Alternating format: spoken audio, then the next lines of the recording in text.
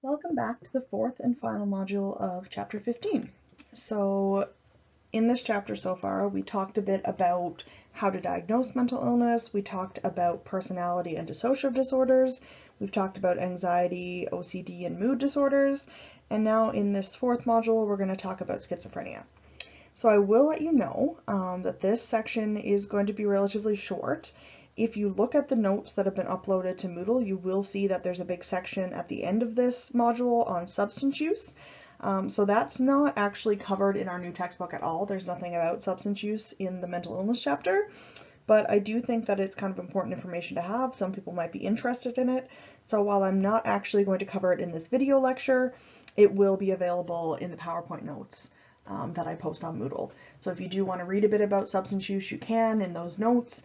There's a couple different models of addiction and things like that, but it will not be tested on and I won't be covering it in a video lecture format. It's just there for your information should you want to read more about it. So this module, as I stated, is going to focus specifically on schizophrenia. Schizophrenia is actually one of the most complex diagnoses in terms of psychiatric illness. It is a disorder that has been kind of labeled or called the cancer of mental illness because there are so many different variations and subtypes, and no two cases of schizophrenia really look the same. So we'll go over some of the more common symptoms. We'll talk about some of the subtypes. They don't have the subtypes listed in the DSM anymore, but they used to be there and they're still referred to a lot of the time. So I'm going to go through those with you. And we'll talk a bit about some of kind of the positive and negative symptoms and things like that, and some potential predisposing factors that might contribute to the onset of schizophrenia. So schizophrenia is often regarded as one of the most devastating psychological illnesses, and as I just mentioned, it is sometimes referred to as the cancer of mental illness since there are just so many different types of schizophrenia. It's relatively uncommon, so only about 4 to 8 out of every 1,000 people will suffer from schizophrenia, but it does appear to be universal, so there have been cases found in a bunch of different cultures and different societies. Some of our earliest writings actually describe people who seem to have lost touch with reality. They may hear voices or produce bizarre speech and behaviors. And so earlier in history, a person who was experiencing these types of symptoms may have been suspected of a demonic possession or witchcraft, like we talked about in the first module of this chapter. That was kind of the way that mental illness used to be viewed at times, was as kind of like a demonic possession. And in certain places and in certain periods of history, people were even praised for exhibiting some of these symptoms because it might have seemed like they perhaps had a special connection to the spirit world. But these days, we would most likely diagnose schizophrenia. So schizophrenia defined is a brain disease that causes the person to experience significant breaks from reality. So that's kind of the major hallmark of schizophrenia is kind of that dissociation from reality. They're unable to kind of see things as they truly are. And so it involves a lack of integration of thoughts and emotions and problems with attention and memory as well. So it is not dissociative identity disorder. We covered that disorder in the second module of this chapter, and I have to point that out because for years and years I've heard so many people kind of refer to schizophrenia as, having multiple personalities, and it is not the same disorder. So we already covered DID in that second module, and schizophrenia is a very different diagnosis. Symptoms sometimes begin to occur and escalate very gradually, so it could kind of slowly creep up on someone over time, but at other times they may begin and escalate very rapidly. So sometimes you'll have kind of a rapid onset of psychosis. And I say psychosis because schizophrenia is considered a psychotic illness. So in most cases of schizophrenia, there are 3 distinct phases: prodromal, active, and residual. So I'll talk a little bit about what each one of those means. So in the prodromal stage of schizophrenia, people may become easily confused and have difficulty organizing their thoughts. They may lose interest and begin to withdraw from friends and family. They may lose their normal motivations, withdraw from life, and spend increasing amounts of time alone, often deeply engrossed in their own thoughts. And at times this can maybe lead people around them to assume that they might be lazy or kind of just not really trying hard enough.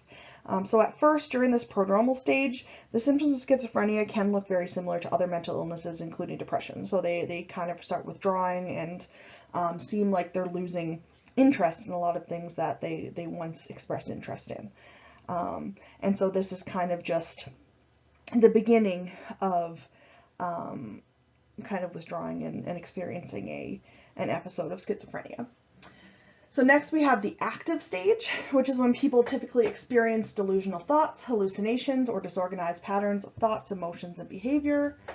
And then finally you have the residual stage, which is when people's predominant symptoms may have disappeared or lessened considerably, and they may simply be withdrawn, have trouble concentrating, and generally lack motivation. So these three stages don't have to occur in this order or even at all in certain cases, but this is kind of the typical progression that we see in terms of a schizophrenic episode. There's a huge variety, like I mentioned, in terms of the progression of schizophrenia. Some people cycle through the three stages only a couple times in their life, while others cycle repeatedly, and the severity of withdrawal during a residual phase tends to increase with repeated episodes. So the more kind of episodes of schizophrenia or episodes of psychosis that a person experiences, they tend to kind of withdraw even further during that residual stage. The symptoms of schizophrenia are typically most pronounced in the active phase, but there may be times when they do not occur during the active phase or do occur during the residual phase. So it is not a smooth transition. So you're going to kind of notice with schizophrenia that there isn't really one way to define it. There isn't really one course or progression. And again, that kind of relates back to what I said at the beginning, that it really is kind of considered to be that disorder that has so many different variations and subtypes. So it's kind of hard to describe what a typical case of schizophrenia looks like. Also, people with schizophrenia may experience short-term resurgence of symptoms, which are often triggered by stressful periods in their lives. So sometimes having a really stressful event occur can kind of precipitate a psychotic episode or an episode of schizophrenia. And so now we'll talk a bit about some of the common symptoms. So I kind of alluded to a few when I was talking about the different stages, but with schizophrenia, we kind of distinguish whether or not a symptom is considered positive or negative. And in this case, just like when we were talking about operant conditioning, positive and negative don't mean good and bad. Positive means that a symptom is there that wouldn't normally be there, and negative means that you're losing something that would normally be there, so something is missing. So positive symptoms, for example, would be things such as confused or paranoid thinking or appropriate emotional reactions, also hallucinations and delusions, which I'll talk about in a little bit.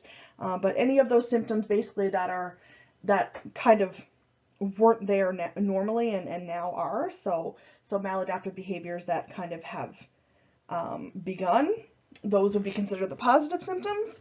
Whereas negative symptoms refer to the absence of adaptive behaviors.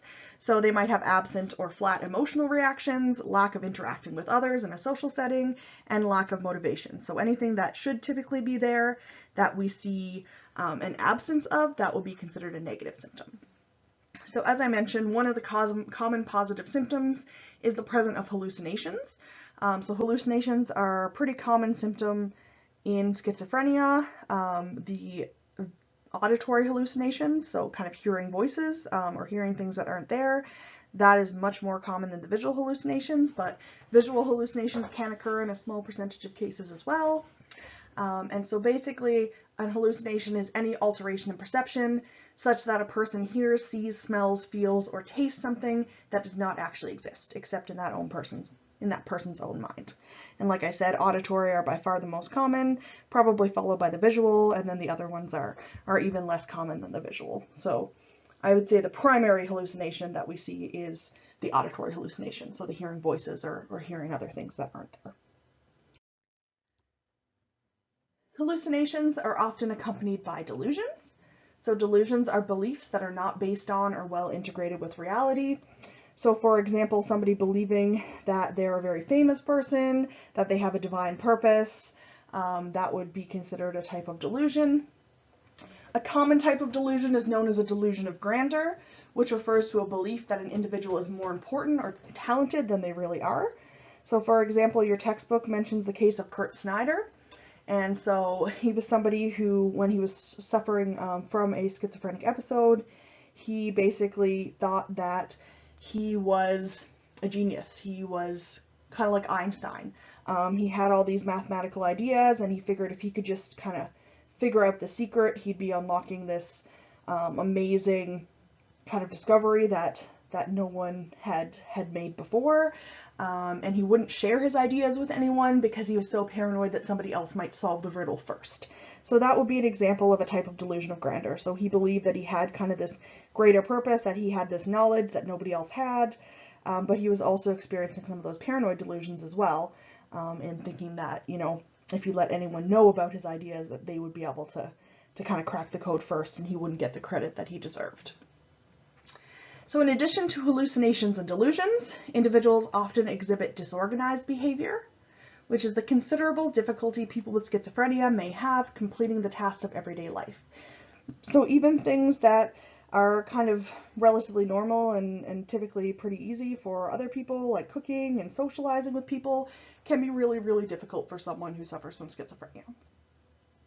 Individuals with schizophrenia often typically experience a great deal of difficulty with cognitive processing as well. And I've kind of mentioned this one a couple times now, they may have a lot more difficulty in terms of social interactions. So some of the common subtypes of schizophrenia, and as I mentioned at the beginning of this module, these subtypes aren't really listed in the DSM anymore. They've been dropped from the DSM because they're not really reliably measurable, but we still often talk about them in terms of, you know, a specific kind of schizophrenia that someone seems to be dealing with, and so I will cover them a little bit here. But basically, for a lot of people with schizophrenia, their symptoms tend to cluster into a certain type of pattern, which has led to the identification of these various subtypes. So the first is paranoid schizophrenia, and this is kind of similar to that paranoid personality disorder that we talked about in the second module. But the symptoms of paranoid schizophrenia, obviously they include psychotic symptoms as well, which the personality disorder would not. They tend to have delusional beliefs that one is being followed, watched, or persecuted, and may also include delusions of grandeur or the belief that one has some secret, insight, power, or some other characteristic that makes one particularly special. In the disorganized subtype of schizophrenia, we see symptoms including thoughts, speech, behaviors, and emotions that are poorly integrated and incoherent, and they may also show inappropriate, unpredictable mannerisms. So there's actually a symptom of schizophrenia, I don't believe it's mentioned in this textbook, but it's what they call word salad.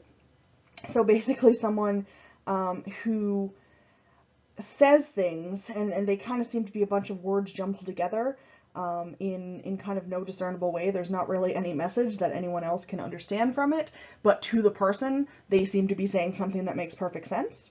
It's just kind of, it's called word salad because it's kind of like a whole bunch of words just tossed together. And that is something that's pretty common in schizophrenia and would probably be more associated with this disorganized type. Then we have catatonic schizophrenia, which has symptoms that include episodes in which a person remains mute and immobile, sometimes in bizarre positions for extended periods. So they may just kind of sit and rock back and forth and not really say anything, not seem to respond to anything in the environment.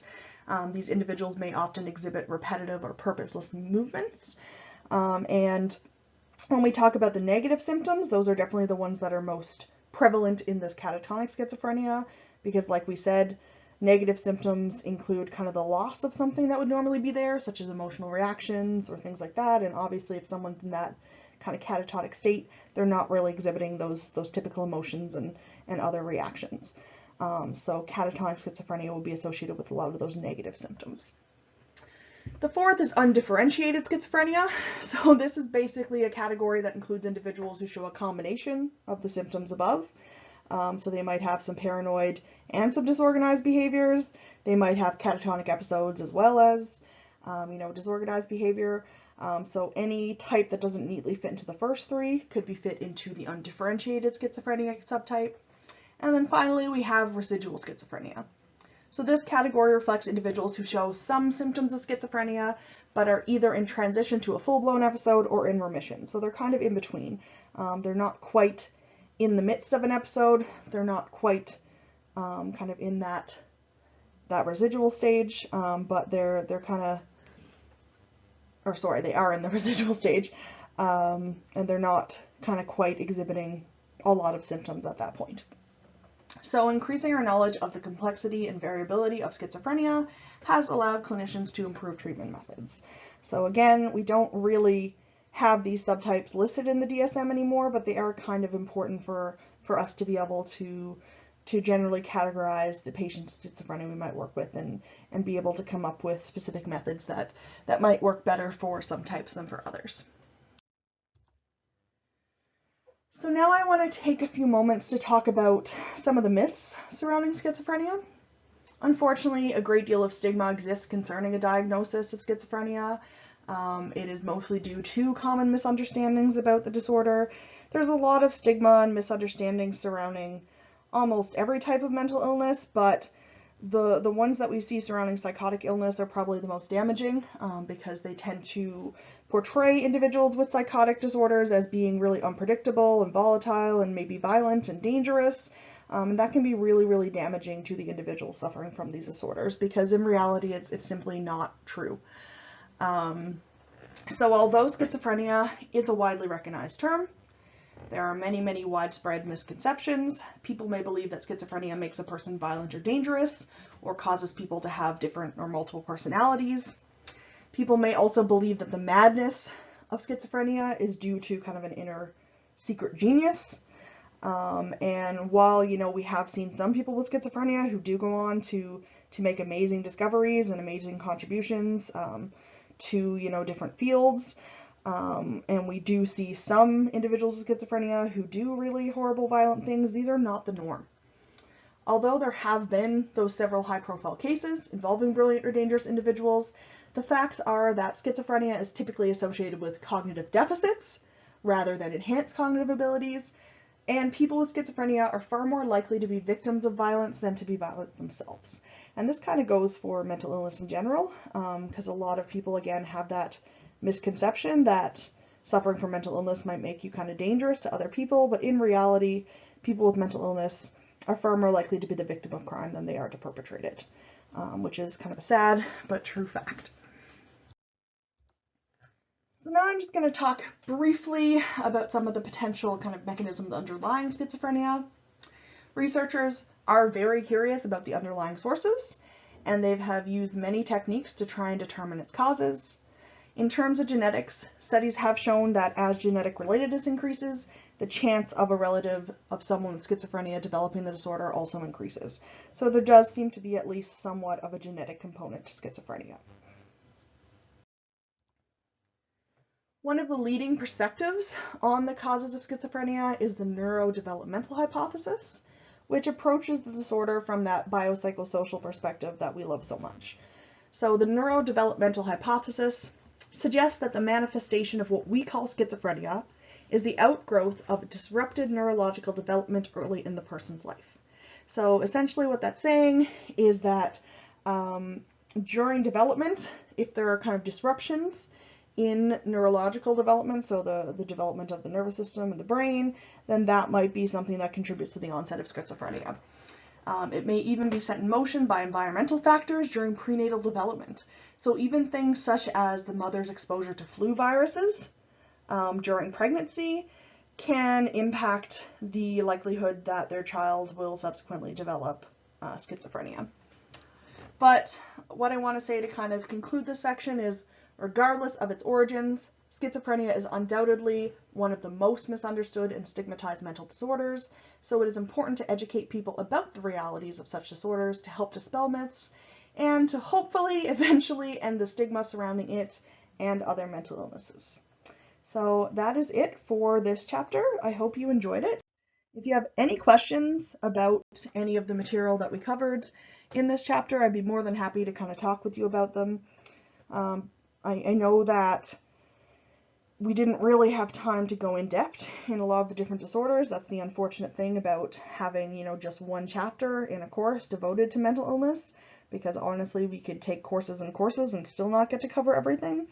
But obviously, this is a really kind of major area of interest of mine. I am studying clinical psychology, so this is what I'm going to be kind of focusing on pretty much for the rest of my career.